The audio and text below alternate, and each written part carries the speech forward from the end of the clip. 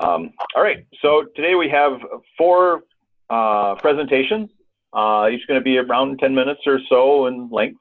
In the past, they've tended to run a little bit longer than that, but we'll do our best to keep them around there. Somebody is noisy. I don't know who. Anyways, the first presenters, the first set of presenters will be Maya Walton and Katie Hinson. Maya and Katie, are you both on? Yes, we are. Hello, everyone. Hi. So you guys are going to go. No, they're going to. Yeah. So let's have you guys. So I'll run through the presentations quick. Maya and Katie will be talking about relationship building and engaging community through the Hawaii and Pacific Island King Tides project. They'll be followed by Jill Gamble from Georgia Sea Grant talking about key engagement strategies from the Southeast. And then Amy Williams from New Jersey Sea Grant talking about the Atlantic Cape May Coastal Coalition. And I will wind up, again, I'm Jesse Schomburg from Minnesota Sea Grant, talking about the creation of the Duluth Urban Watershed Advisory Committee. So let's try to save questions to the end for the most part. If there's a burning question or two between presentations, that's fine. But let's kind of save some of the discussion mostly for the end. Or if folks want to put questions in the comments as they come up just to record them, we'll have that to reference as well. So, or the chat function, I guess it is. So, all right. So, if there are no questions or other issues, we'll have Katie and Maya kick it off.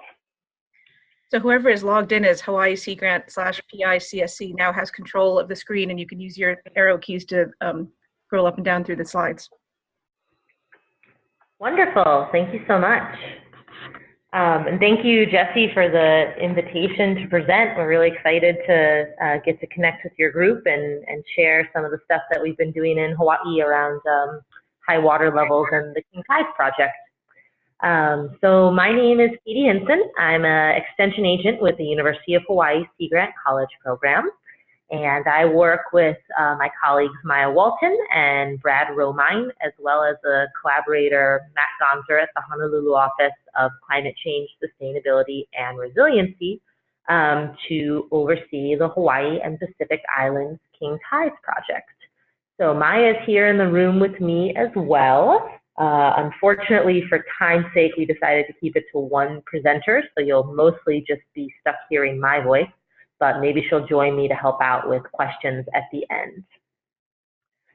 So the Hawaii and Pacific Islands King Tides project is a citizen science project where we try to recruit people to go out and document high water levels across the Pacific region, really.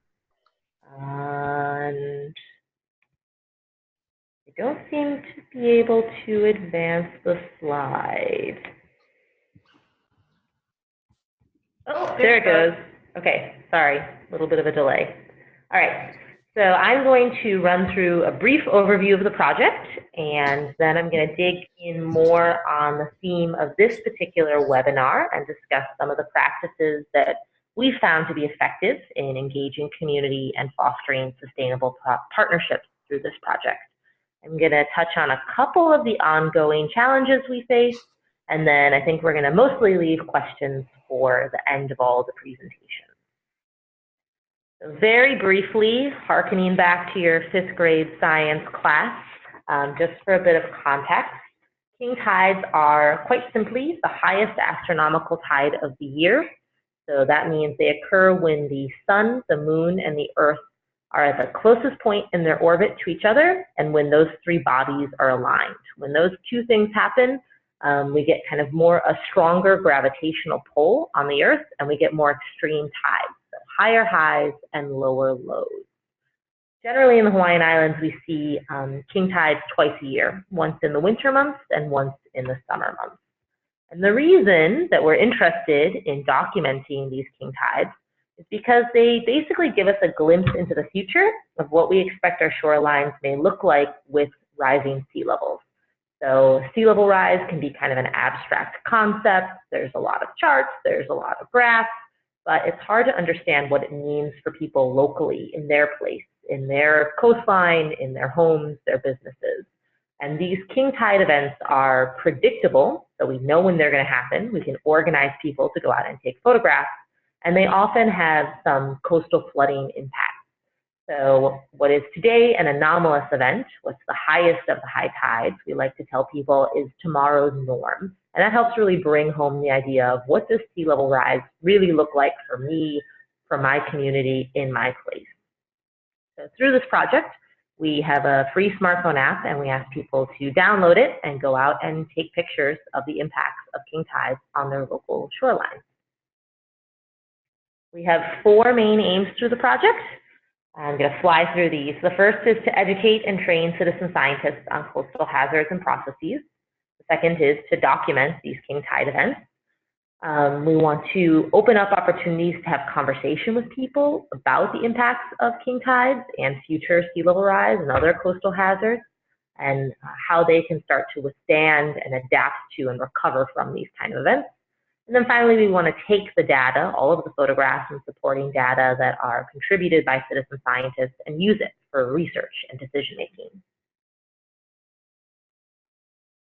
I just want to mention that we're part of an international king tides project, so there are king tide efforts happening all over the US as well as in Australia and New Zealand, but we saw sort of a gap in the Pacific region and really wanted to establish Hawaii as a lead point of contact for documenting king tides, not just in the Hawaiian Islands, but in other areas, other US territories around the Pacific region. Brief history of the project. So this is a relatively young project. We really began with kind of a beta version in 2015, which was mostly internal to university partners, and then opened the survey efforts, the photo survey efforts, up to the public for the first time in 2016. And one thing I wanted to talk a little bit about today is that we had this kind of spike in interest in the project over the summer of 2017 as a result of some unusually high water levels. And that enabled us to really drastically ramp up our community engagement efforts over this past summer. And we learned a lot during that experience. So this is kind of the headline that started it. Beginning in May and lasting through August, we saw several months in a row where there were record-breaking water levels in the Hawaiian Islands, and those coincided with the period of king tides as well. So king tides were certainly a factor in these high water levels, but also a number of other Pacific Ocean-wide trends, things like summer swells, some high water eddies, some after effects of El Nino. So it just happened that all of these factors coalesced at once over the summer of 2017 to give us the highest water levels that have ever been recorded so far in the Hawaiian Islands. And so, leveraging the new interest from the public that resulted from this unusual water level event, Hawaii Sea Grant did 18 presentations or briefings and trainings over the course of 4 months, reaching about 600 people. And the project was featured over 250 times in the media. So we had a lot of local media attention. These are all the news outlets that carried stories on the king tides and the citizen science project over the summer. So lots of local papers, but also some international and national outlets as well. Over the full 2 years of the project, we've had about 330 citizen scientists contribute data, and they've submitted over 2,400 photographs.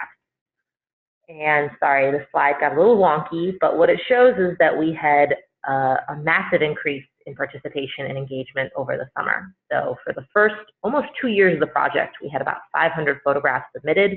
And then in that 4 months of crazy king tide activity over the summer, we saw more than 1,800 photos submitted. We also saw the number of citizen scientists participating in the project increase by about 300%. So what did we learn from this effort? We learned a lot in terms of community engagement and sustained partnerships.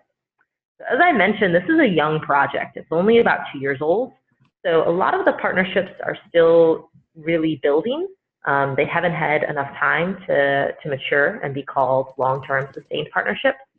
But what we did find is that when we had this bump in interest from the public and we had these anomalous water level events happening, the reason we were able to be so effective in getting our messaging out and spreading the word about the project and engaging people in taking these photographs is because we had long-term sustained relationships with many of the key stakeholders on the coastline. So for example, we have an extension agent who has a long-running relationship with business owners in the Waikiki area in Honolulu. And so he was really effective in getting the messaging out to hotels and those involved in the tourism industry. We also have extension agents that worked for many years with the managers of native Hawaiian fish ponds, which are a coastal estuarine aquaculture system. And they're sort of dotted all around the Hawaiian Islands, and they were able to get the message out to the managers of those fish ponds to help them prepare for and work with the king tide. You can see some photographs of those different folks during the king tide events. We also found that in terms of developing new partnerships through this project, one of the most effective measures was being able to reach out to other organizations or contacts on the ground that had an in with targeted volunteer populations. This is especially important for us because we're working across a massive geographic area. So we're just not able to be on the ground and engage with all of the communities that we want to participate in the project. So being able to reach out to organizations like the Nature Conservancy or the Sierra Club, who have presence on all the different islands where we want to be taking photographs and tap into their established networks, was really an effective strategy for us. So we were excited about the media attention.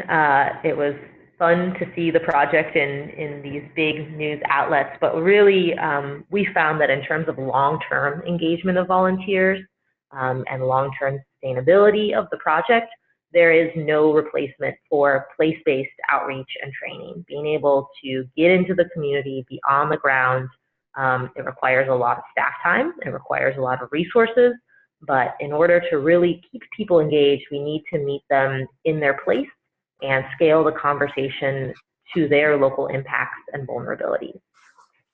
Another thing we wanted to highlight that we learned was, in our experience, it was exciting to get all of this data contributed to our public data set, to see the numbers increase. But one of the most significant outcomes of the project has really just been the increase in awareness and public education around sea level rise and its potential local impacts.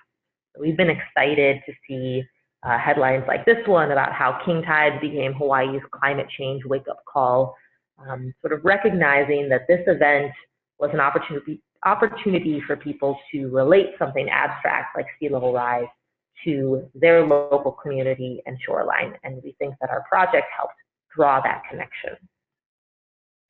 So ending, because I'm starting to run low on time, with some of the ongoing challenges that we face. I forgot to mention at the top that all of the photos in this presentation, for the most part, are submitted by citizen scientists. So these are really impactful images and incredibly helpful for outreach and education. And we have them because we have great citizen scientists out there on the ground taking these pictures. So some of the challenges that we continue to face, thinking about how we survive in this kind of post-honeymoon stage, when the media excitement died down, when we don't have these unusually high water levels events happening, how do we continue to keep community engaged, especially in a project where we're trying to get people to collect data over many, many years and over very large geographic distances. So that continues to be a challenge. One of the things we're working on now is doing train the trainer efforts. So holding workshops where we can train people in how they can be the force on the ground, recruiting and engaging citizen scientists. So we're not only relying on a handful of Sea Grant staff to do all of that work. And then secondly, really we feel like we've done a good job of increasing awareness, that people have a better understanding of their particular vulnerabilities to sea level rise and coastal hazards. And the next step is moving into a place of building resilience. And we're starting to see this happen naturally with a lot of our stakeholders. For example, those fish pond managers that I talked about are thinking about how they make adjustments to their aquaculture systems to prepare for sea level rise and climate change. But this kind of effort of moving just from awareness of vulnerabilities to building resilience requires engaging a new set of stakeholders. We have to be more engaged with decision makers. We have to be talking with state agencies, those kind of things. So I think the illustrative point of this is just to say that partnerships are always evolving. They're a little bit like a muscle, so if you don't exercise it, it will atrophy.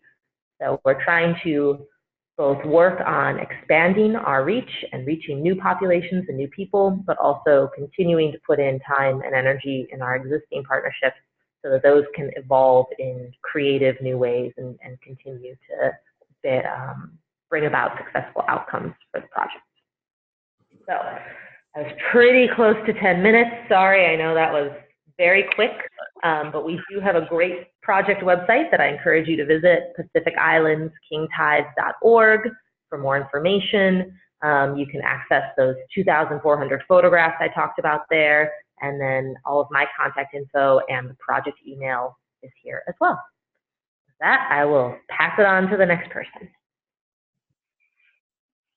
All right.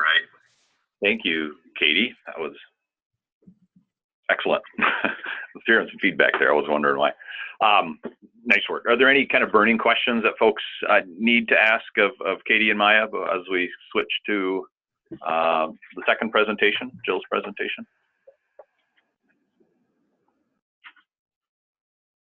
I rarely have to talk that fast, so I apologize if people missed half of it. There's a question in the chat box. Oh yeah, okay. Are you tracking users? Can you push information out to them in subsequent days, months, et cetera, to continue the engagement, is the question. Yes, so we have basically a giant MailChimp listserv. I'm not sure how many people are on it at this point. 700.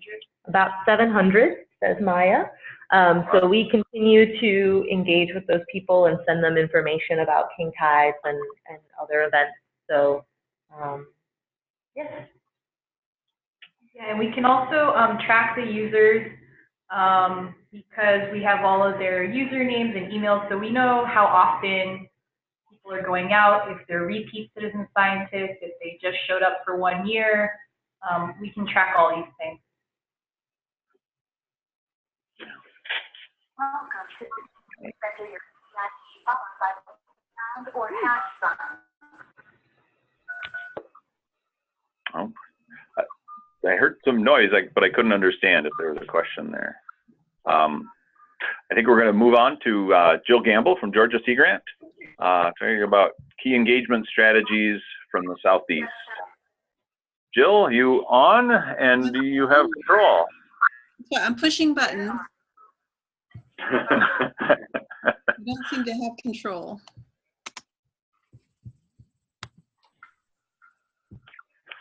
Let's give Julie a second. There we go. There it's going.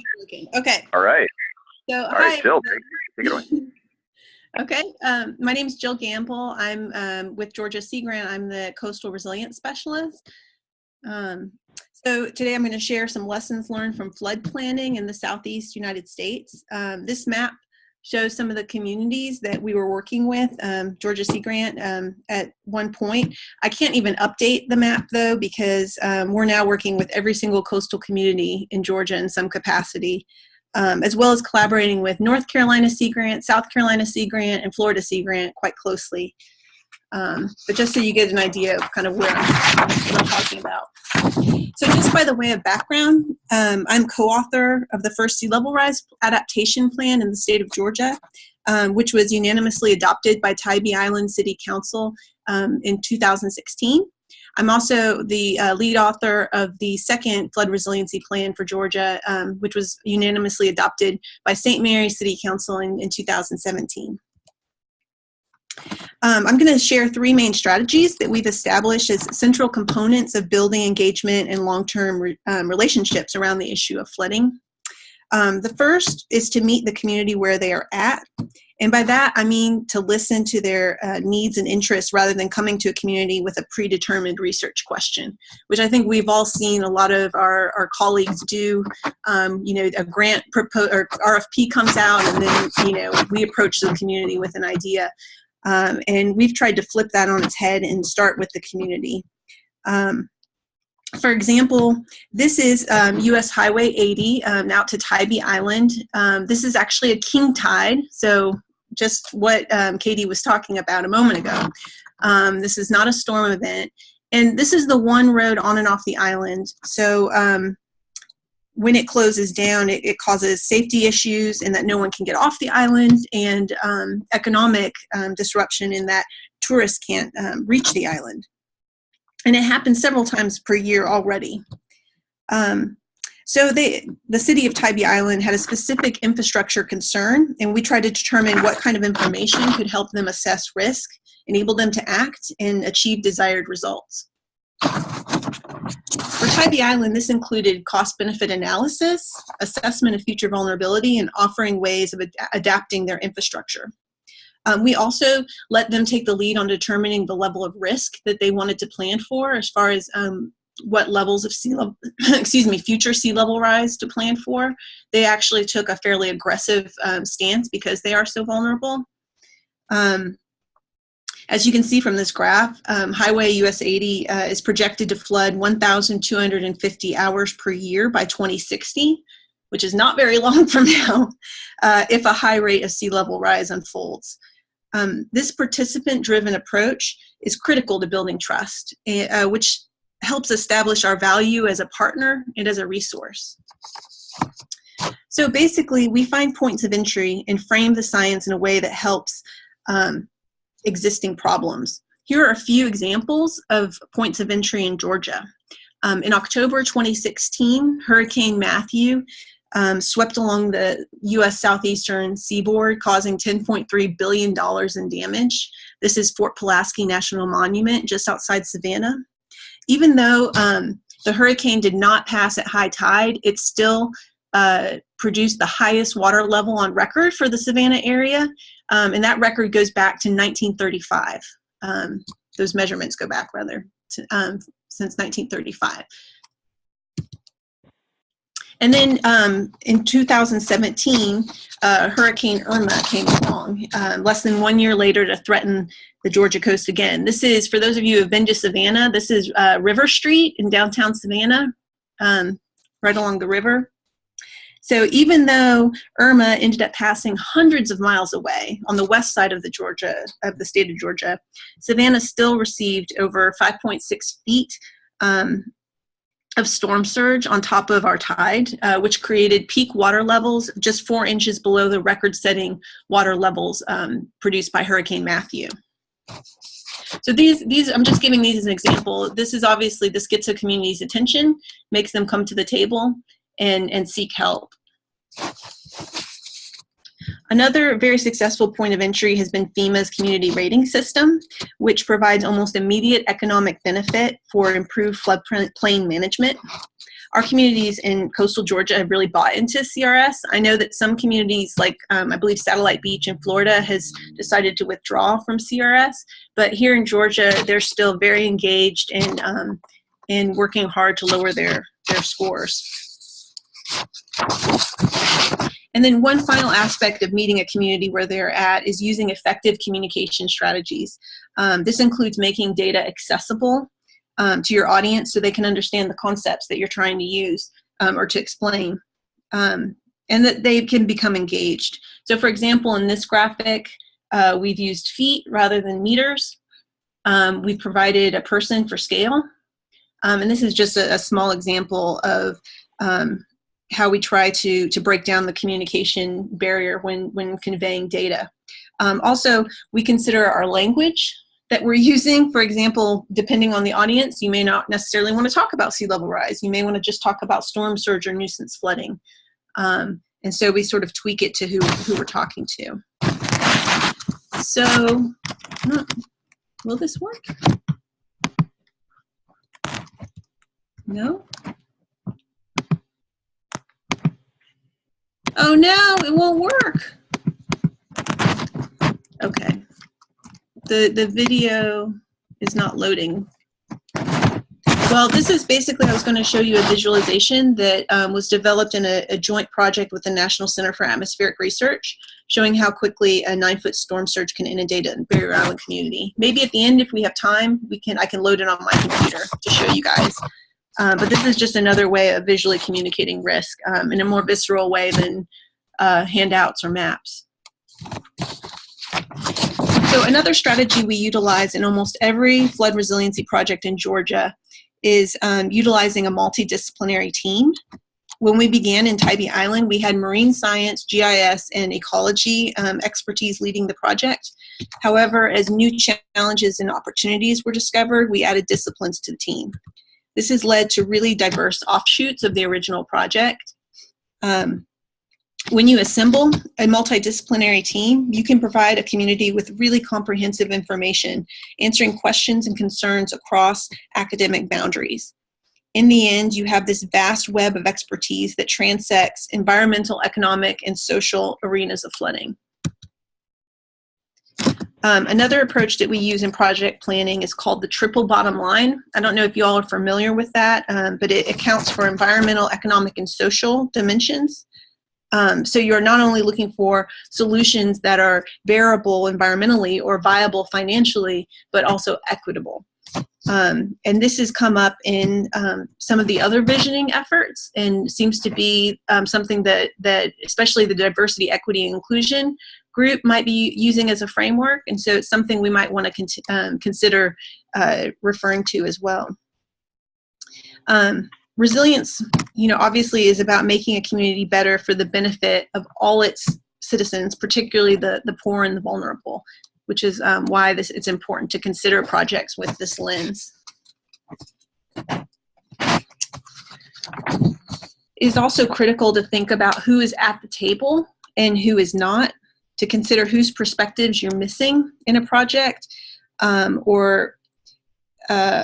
how that may factor into budget priorities or what is going to be protected.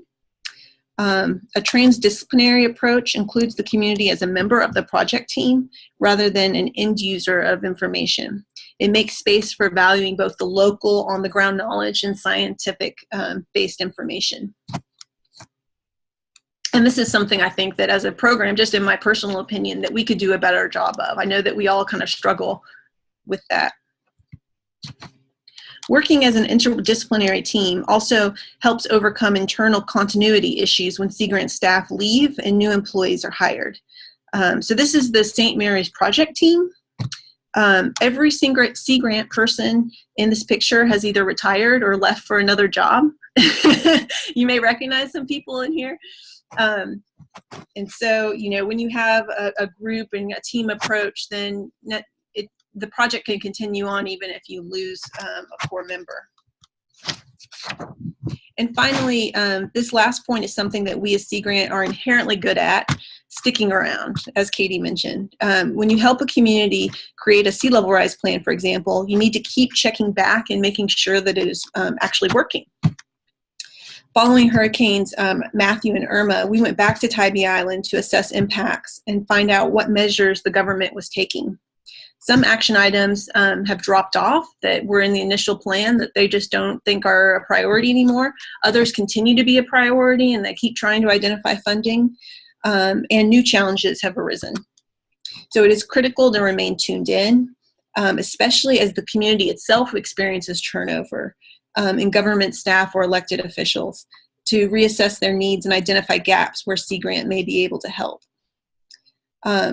So these are the core people from the Tybee Island Sea Level Rise Plan. 2 have left their positions, and the other is a city council member who was voted out of office. So we're continuously starting over, rebuilding relationships, re-educating, and making the case for those who may not have been a part of initial conversations. This longevity, I think, is part of the reason why Sea Grant is so successful in community flood planning. And that is all that I have. Thank you all so much. And let me know, Jesse, if I can have the screen at some point later to show the video. It's only 30 seconds. Yeah, maybe right at the end, Julie will have to answer this because she's running the show. If she can give you, turn it over to you. But maybe right at the end, we'll get through the other two presentations, and you can have that chance to load it up and be ready too by the end. Okay. Thank you, Jill. That was great. Any initial questions for Jill that folks want to ask right away? All right, I'm not hearing any. Okay. I'm watching the chat box too, so I'm not seeing any come up. All right, next up, Amy Williams, New Jersey Sea Grant, Atlantic Cape May Coastal Coalition. So Julie is gonna get her presentation up and give Amy control. Sorry, I'm getting there. It's just going to be a minute. No worries.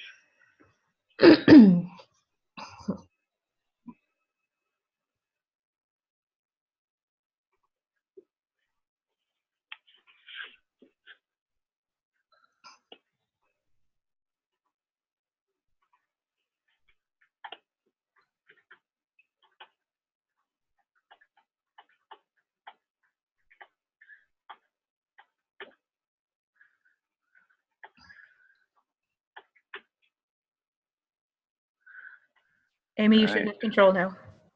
All right, let's see what happens.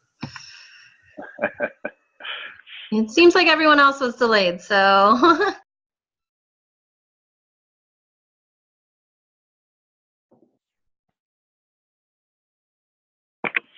Oh, Amy, you just became, oh, there you go. Yeah, I saw, I guess, my mouth as I was pushing stuff. Oh, why are you muted again? I don't know.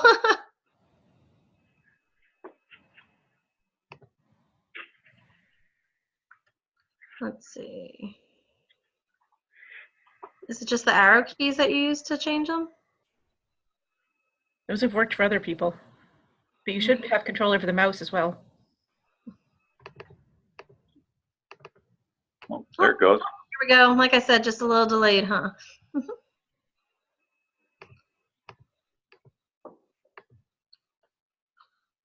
All right, sorry, I just gotta get back to the beginning.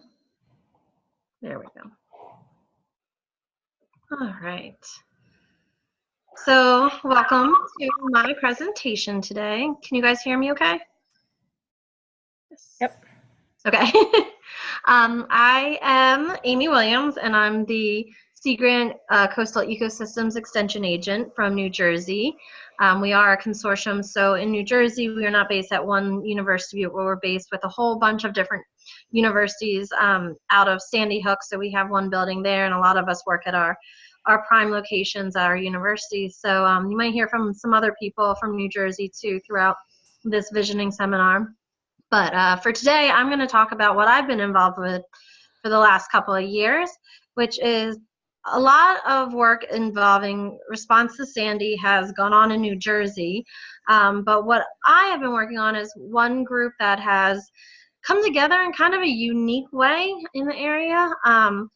If you've never been to New Jersey, you may not know, not everyone always gets along, especially in the government entities. People like their own space and their own time, and they don't always like to share responsibilities. So it's kind of a really unique group that's come together. So Sandy happened in 2012. I didn't get hired through Sea Grant until 2014.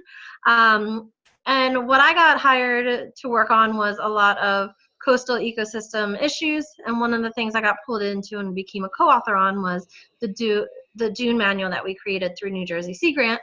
We did some workshops beforehand called Doing It Right, you know, trying to be a little cheesy and a little fun, and we went out to communities and presented our new dune manual that would say, how can we rebuild after Sandy?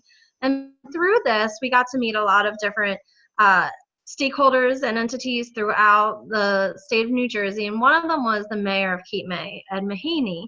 At the time he was the mayor, he's now the former mayor, but still very involved. And through this outreach program, he invited myself and my coworker, John Miller at Stevens, to come down and sit on the committee that I'm going to talk about today, which is the Atlantic and Cape May Coastal Coalition. when we got invited, I actually live closer to South Jersey, so I started participating more than John actually got to.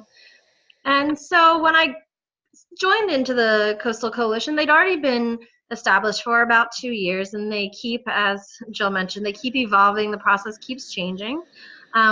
In the beginning, it was kind of an ad hoc community or ad hoc committee saying, hey, let's get some people together from the southern counties that have similar issues now that Sandy happened.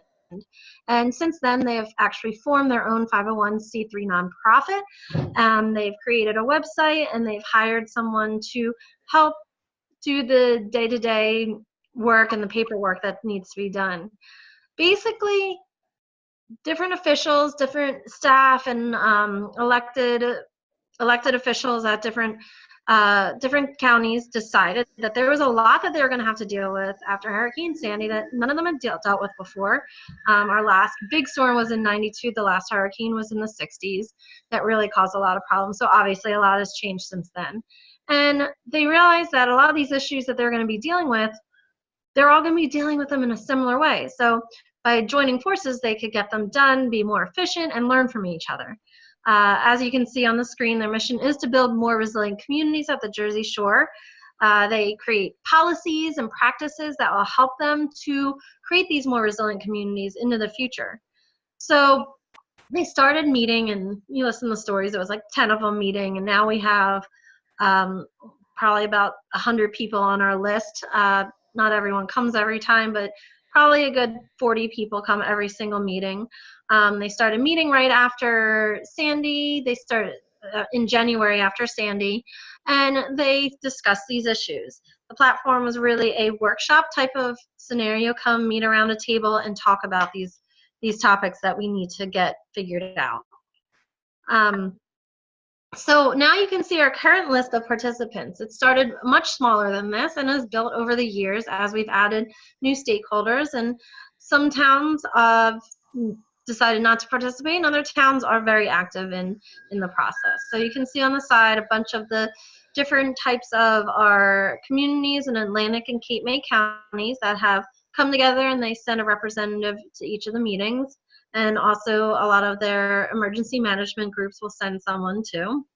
And on the left-hand side, you can see that there is a variety of what they consider professional representatives. So myself with Sea Grant and working through Stevens Institute, I represent one of their academic partners. So they get the expertise in. They also are looking at what policies and political stumbling blocks they might come across when they're trying to put in a new policy or work on some topic that may be of considerable concern to everyone.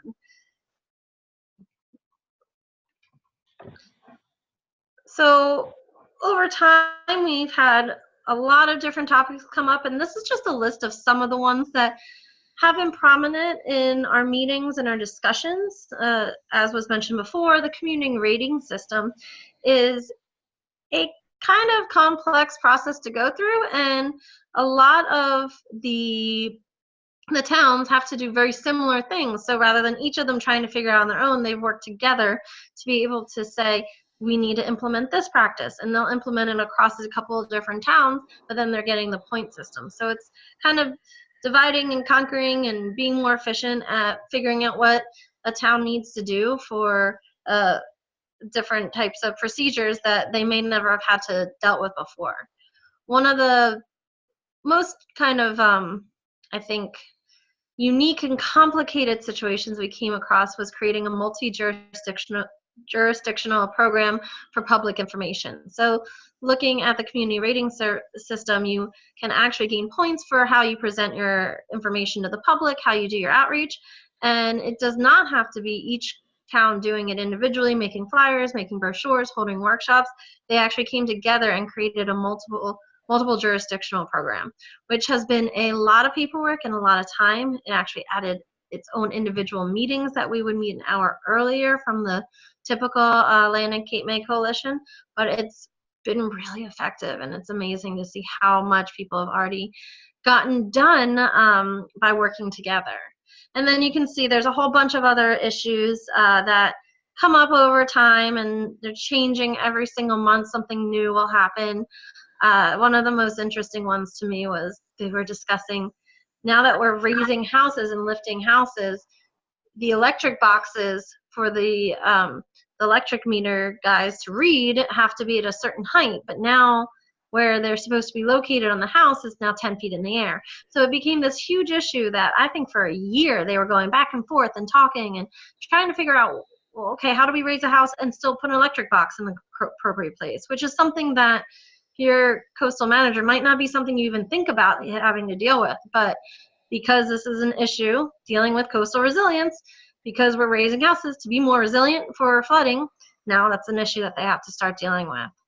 But tons of issues come up. We also tend to educate and inform each other about different activities, workshops, conferences that are happening. And so that allows us to all be more aware of the situations that might be able to enhance our knowledge and our participation throughout the whole entire state of New Jersey. So some of the things that we've done besides having our own conversations amongst ourselves is we also bring in experts that have topics that could either help someone out in the group, maybe right at that moment, or sometimes it's just later on. We get their contact information and are able to continue having those interactions with these different stakeholders. So one of them was a group that deals a lot with the rehabilitation program in terms of how we're raising our houses. A lot of money and different grant issues have come up in New Jersey from that. So we brought in an expert to talk to us about how do we deal with those situations. We have permeable solutions. We're going to build a more resilient town. How do we actually make sure that they're going to be able to not have flooding happen due to runoff and different types of gardening and pavers and all the types of stuff that go into creating these more resilient communities.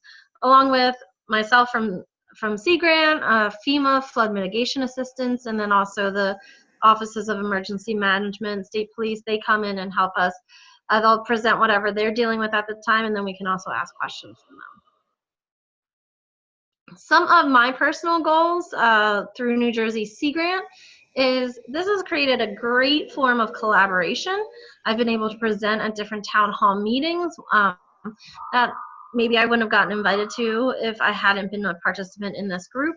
We created a pilot dune site, as you can see in the pictures here, down in Cape May, to implement some of the practices that we promote in our dune manual. We've increased attendance at the American Shore and Beach Preservation Association's Coastal Summit that was held in New Jersey, and Stevens was one of the local hosts. And we were also able to get New Jersey Sea Grants Consortium, which is on Sandy Hook, as the field site for that. So we were able to bring a whole group of people out to see what New Jersey Sea Grant does. And then a whole list of other things. I think one of my proudest moments, I guess, is just the relationship we now have with the former mayor of Cape May, Dr. Ed Mahaney. We invited him to be a presenter at a congressional briefing on behalf of New Jersey Sea Grant, and he went and he did such a great job. And it's just such a great partnership to have with someone that is aware of Sea Grant, and who knows if they would know without us being involved with this group. There's Dr. Mahaney down at the congressional briefing doing his presentation.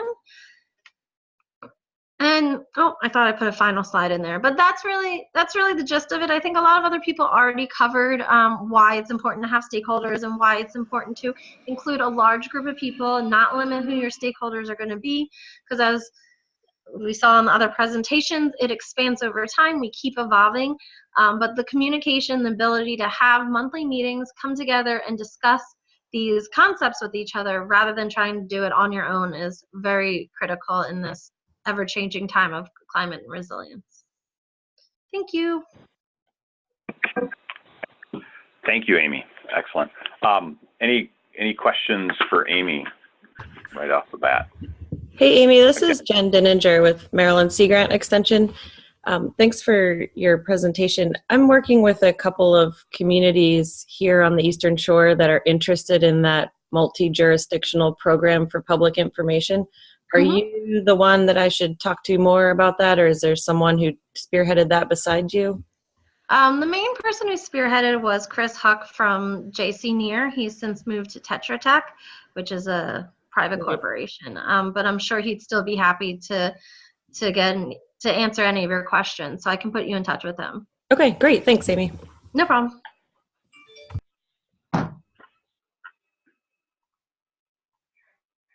All right. Any other quick questions for Amy? And again, we can have some further discussion at the end also.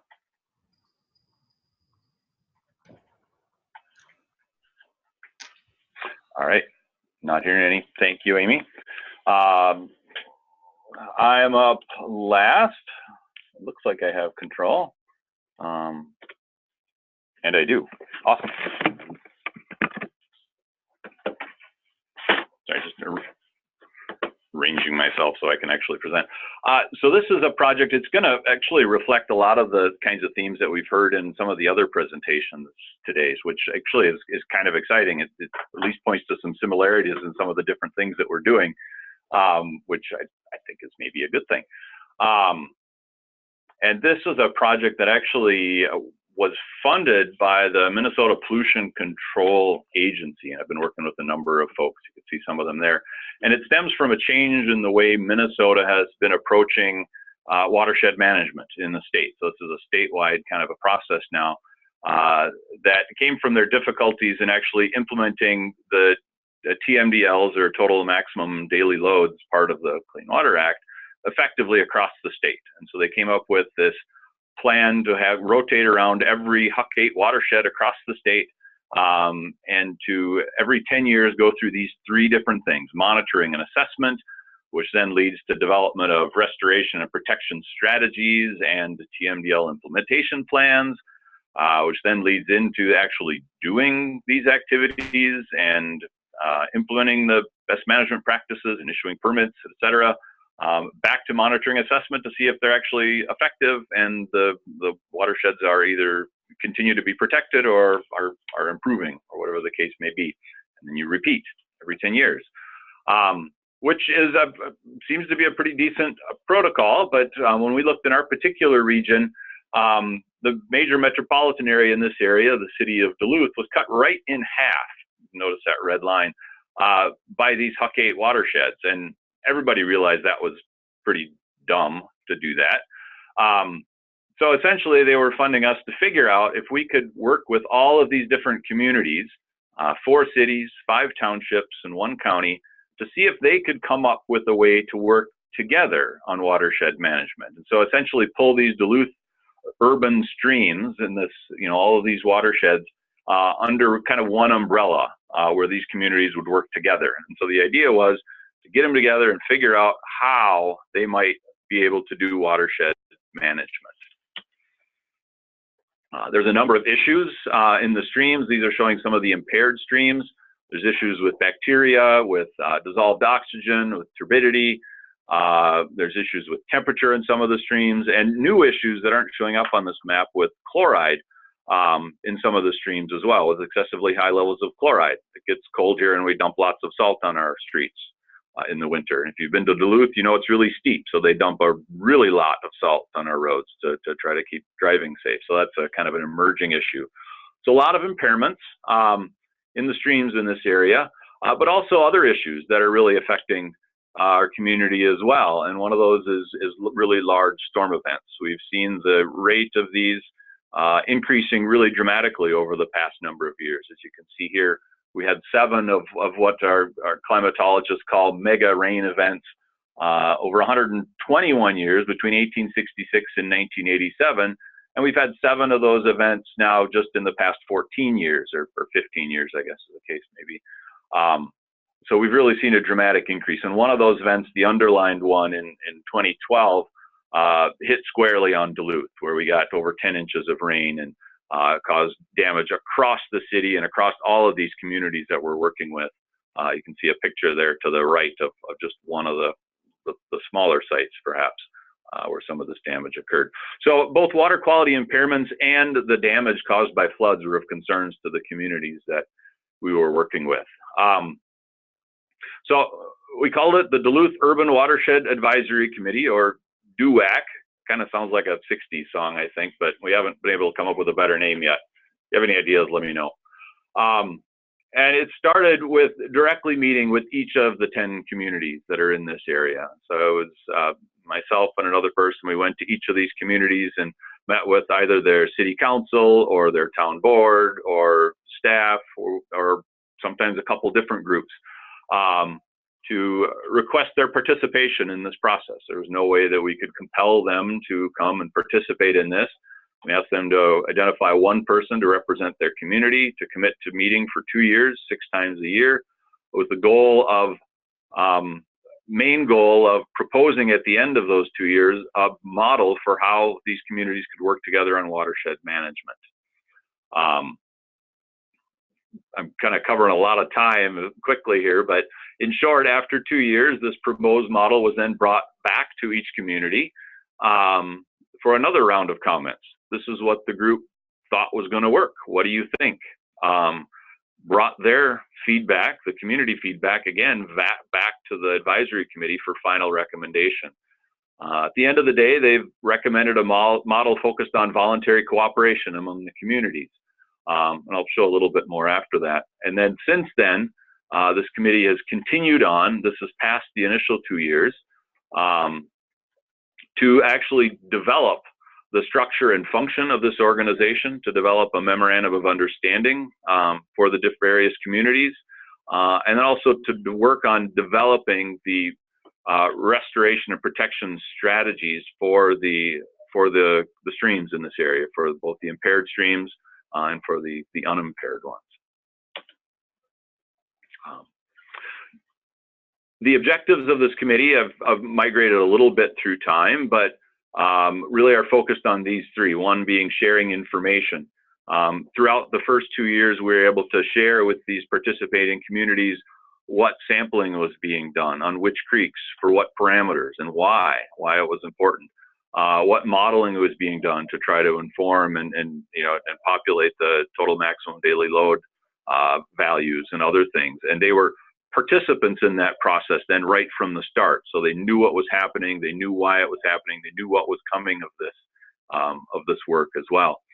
We also worked really hard on fostering collaboration and engagement. These communities typically don't work together. They're very focused on their own issues. And so this was really a chance for them to talk about common issues across boundaries, but also to work with many of the agencies that they maybe work with some, but oftentimes don't really understand very well, especially with some of the smaller townships in this area. They know there are permits for wetland mitigation and other things, but don't really understand the process very well, don't really know who they're supposed to talk to, really have a hard time of getting the attention of some of these permitting authorities because it's one township among so many. So this gave him a chance to kind of combine forces a little bit and get some of their questions answered with these state and federal agencies that they do have to work with. And so that's been seen as a real value for them. And then the last piece, exploring watershed management frameworks and then implementing the chosen model. On the right side there is the vision. And this is actually the first group that I've ever worked with that like stopped me and said, wait, Jesse, we need to create a vision, which kind of blew me away a little bit. I was like, I wasn't really planning on that, especially right away. I was like, no, we really need a vision. We want a vision. So we created a vision.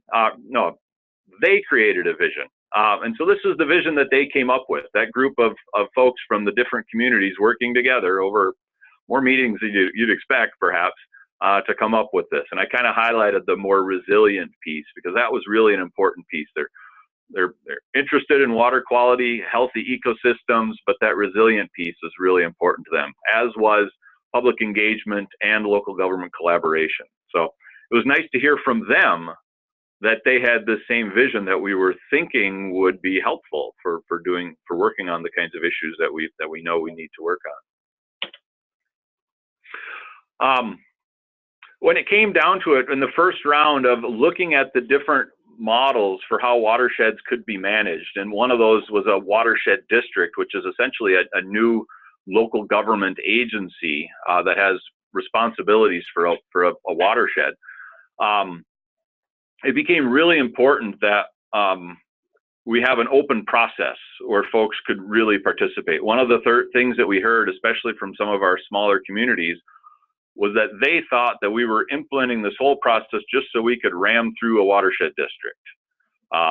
You know, and as much as we assured them throughout that that wasn't the goal, that we were open to whatever the group came up with, they were sure that that was our intention at the end of the day. And so one of the things that we did is we implemented this kind of voting model, this fist to 5 voting models. Many of you have probably used something similar in the past, but what you'll notice on the very far left, yeah, you can see my mouse, I guess, that 0 vote that blocks consensus, which means that that model, if given a 0, cannot move forward. And that was critical, I think, in making this process work. As you can see for this one, there was a number of folks that did vote 0 for a variety of reasons. And this really, I think, helped them understand that we were really coming to them honestly asking for what they wanted to do and what they thought would work best. And that was a really important piece. We did a few rounds of this voting. We did, I think, 3 different rounds. One round to see where everyone is at, to try to answer questions and, you know, respond to issues and other things.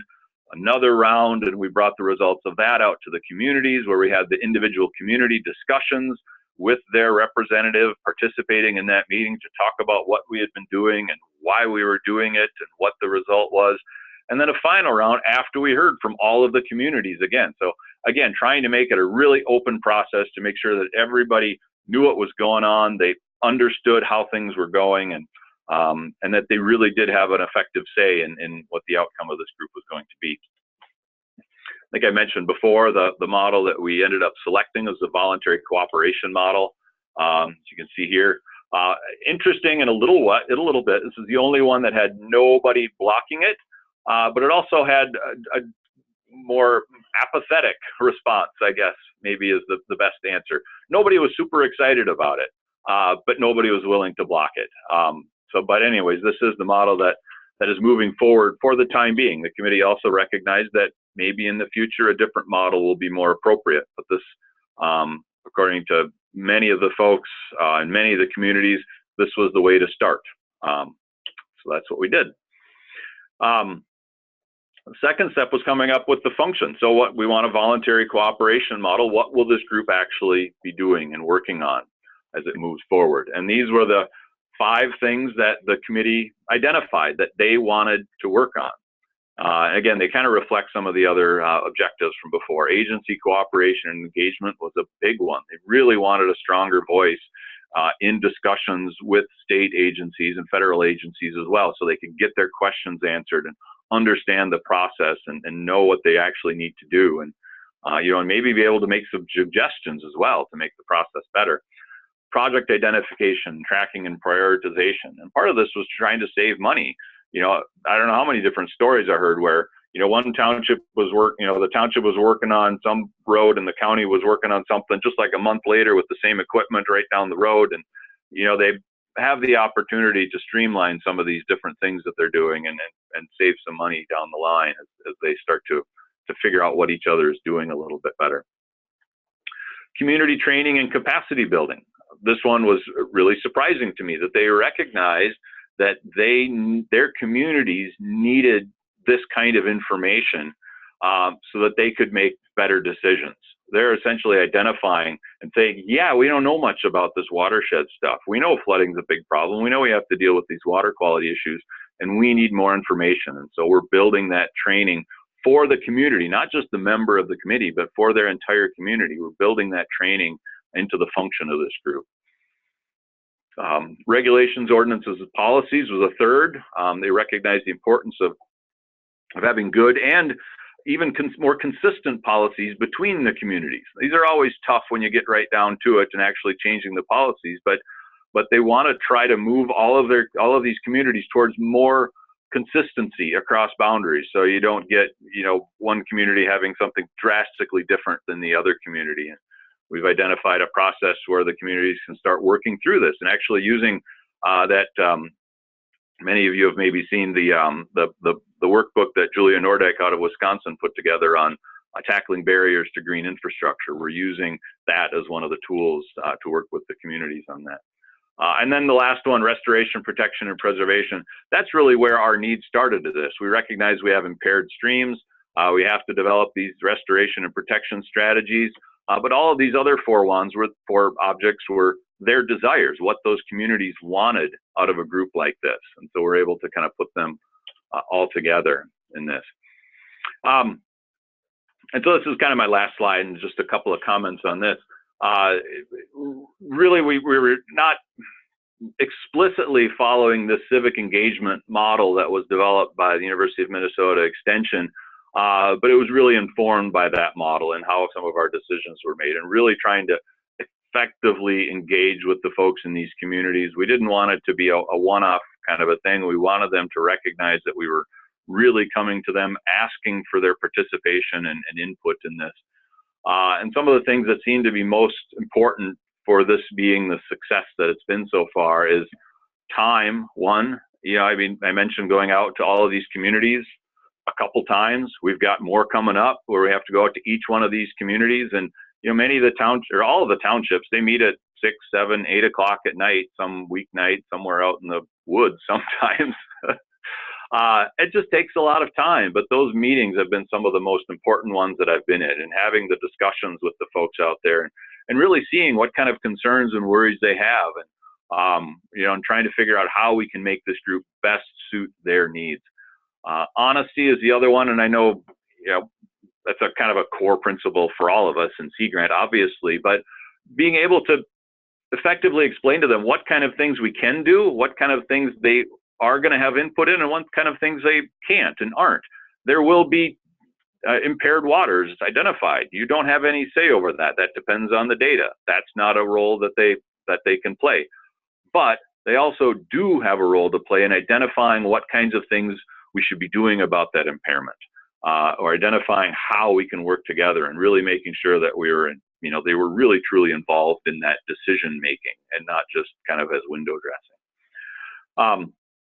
We've seen a number of real benefits that have come out of this directly. And one is being, as we develop these strategies for protecting and restoring these watersheds, those strategies now directly reflect the priorities of the communities. It wasn't a state agency kind of taking their best guess at what they thought should be done. This was the agencies and the community sitting down and talking and saying, this is the problem, and the community saying, well, these are some things that we think we should do and that would help with this. And those get directly reflected then in the plans that are put out. We also have community buy-in because they've been involved right from the start. They know where we sampled. They know the results of what we found during that sampling. They understand that these pollutants are a problem for the variety of reasons that they are. And they recognize that they have a role to play in trying to deal with them. And I'll just kind of wind up with a couple of the difficulties that we've seen. Aligning priorities. I'm blanking on what I meant there. I'll come back to it. Sorry. Varied knowledge is one thing. We have members of the community, some that are, we have the stormwater engineer from the city of Duluth, very knowledgeable in a lot of things and very technical knowledge. And we have the head of planning and zoning for a couple of different townships. Absolutely no background in water whatsoever. They've been working on, and they know their community really well. But there's that kind of gap in the knowledge level. And so one of the things that we've had to do is to kind of build everybody up so we have a common playing field between folks to work on that. And in part, it's been nice because we've been able to use some of the more knowledgeable folks on the committee as, essentially trainers in some way to help, help them. They've been able to inform the other folks and kind of build everybody up. Aligning priorities. So aligning priorities has been a little bit difficult because some cases we have communities that are upstream and their issues are a little bit different. The upstream rural communities don't have as bad of flooding problems as the downstream communities do. And so obviously the downstream community has a much bigger stake in reducing runoff in the upstream area, where the upstream community is a little more not as concerned about it, I guess. So that's one of the things that we've had to work through is to figure out how those priorities align. And I think that's all I have. So, all right. yeah, the website on the bottom has all the information for this. Just, you know, as a status and where we are now, we're in the final year of our second round of 2-year funding, whatever that means. But we're working on developing that memorandum of understanding over this particular year, which will be finished up by the end of next year. And then this group will be up and running officially. So,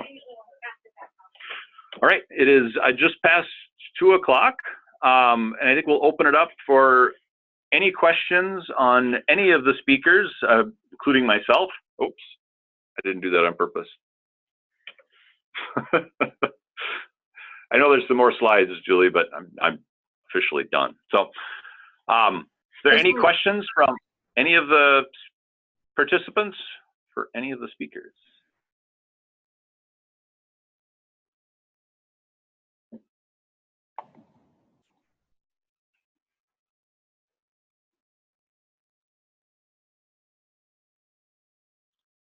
It's really quiet.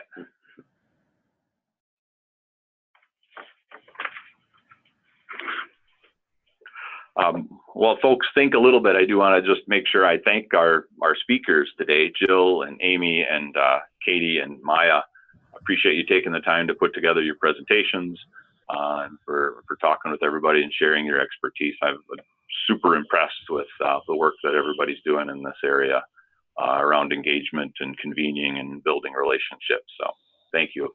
Thank you again.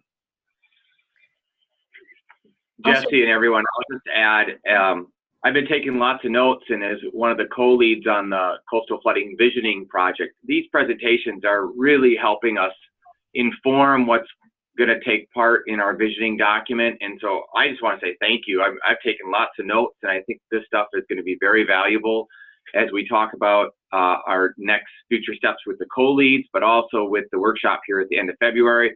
I hope you're all planning on coming and participating. It'd be great, but thank you all very much. Jesse, I think Jill had a video that she was going to show. Oh, that's right. Yeah, let's do that. Let me see if this works. Share my screen. Okay. Oh, you guys are seeing a project that I'm doing.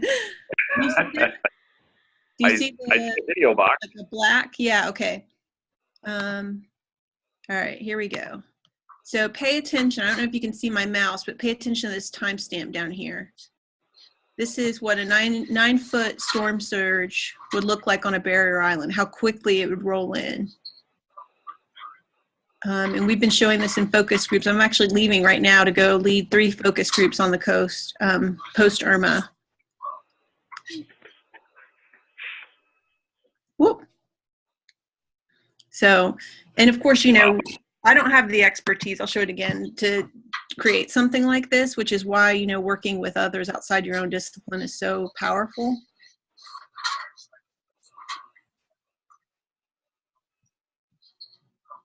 But I'm sure those of you who've been, you know, through hurricanes know how hard it is to get people to evacuate. This has been pretty powerful.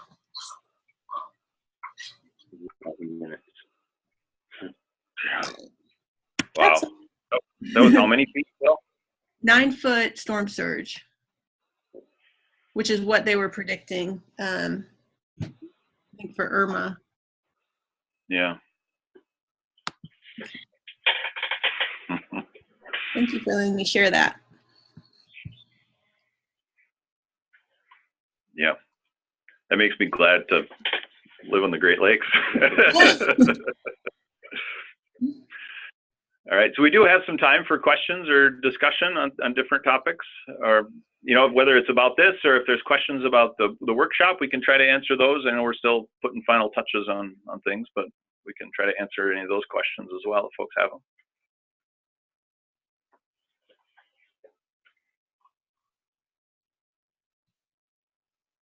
Yeah, okay, folks seem pretty quiet, so we don't need to hold folks on the line for silence. Anything else we should share about the workshop? I think the hotel block is closed now, right? Thomas, I don't know if you want to add anything about that. I know the registration is open and has been sent out. Hopefully everybody got that information. Yeah, we've got, I believe, 27 or 28 registrations on there right now. aside from us as the co-leads. So it's a very nice sized group. So Thomas, is there a shuttle to get to the hotel from the airport? If you look on the registration page, I did include a bunch of information there about transport from the airport. There is what they call the Metro Rail, and that will go within, pretty close to the hotel. You can also get a separate bus shuttle from the train station, I believe. It'll go even closer to the hotel. Again, you should have some information that there should be those links and information there on the registration website. Tried to keep it in one spot.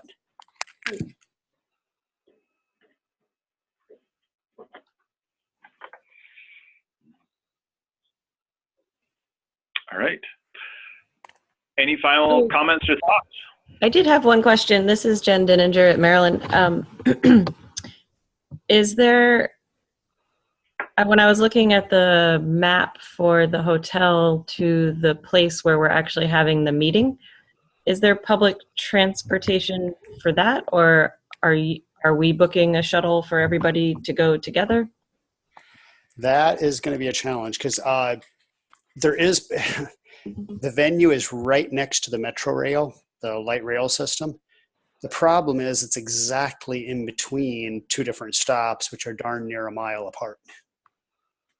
So it depends. I mean, if everybody's willing to walk, that's still the option there. Parking and driving in the area, not good. Not impossible, just not good. Okay, so I mapped the walk and it said it would take probably 50 minutes. I'm sure most of us probably walk a little faster than Google does, but just a heads up that it's more than just like a 10-minute walk.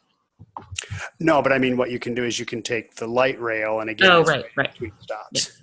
Yeah. So it's still going to be a significant. It's the same problem I have with getting to the University of Miami. I have a very long walk on each end, but the train is nice. Okay, and just for everyone's information, when I looked up the Metro Rail, it's like $275 per trip, so it's not a huge expense, and that's just one way wherever you're going. Is there, this is Amy again, is there any reason to actually stay at that hotel? Because I'm still working out some details with New Jersey Sea Grant of who is actually coming, and we didn't get our hotels yet. So I saw some other ones in other places, but that were closer to the actual venue.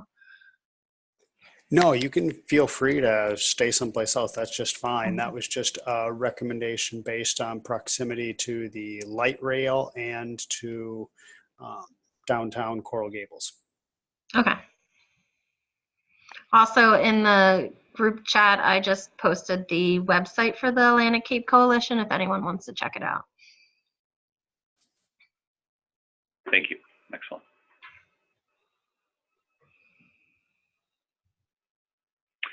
All right. Well, sounds like about it. Folks are pretty quiet. So thank you again for participating in the webinars. Again, we will send out links once they're up and posted. They have all been recorded, so we'll send that information out to you as soon as we have it available. And we'll be in touch with other information about the workshop as well as we move along. So thank you everybody for participating, and thanks again to our speakers and Julia for taking care of all of the hard part of actually setting this thing up. It worked out great, Julie. Thank you. Pleasure. All right. Goodbye, everyone.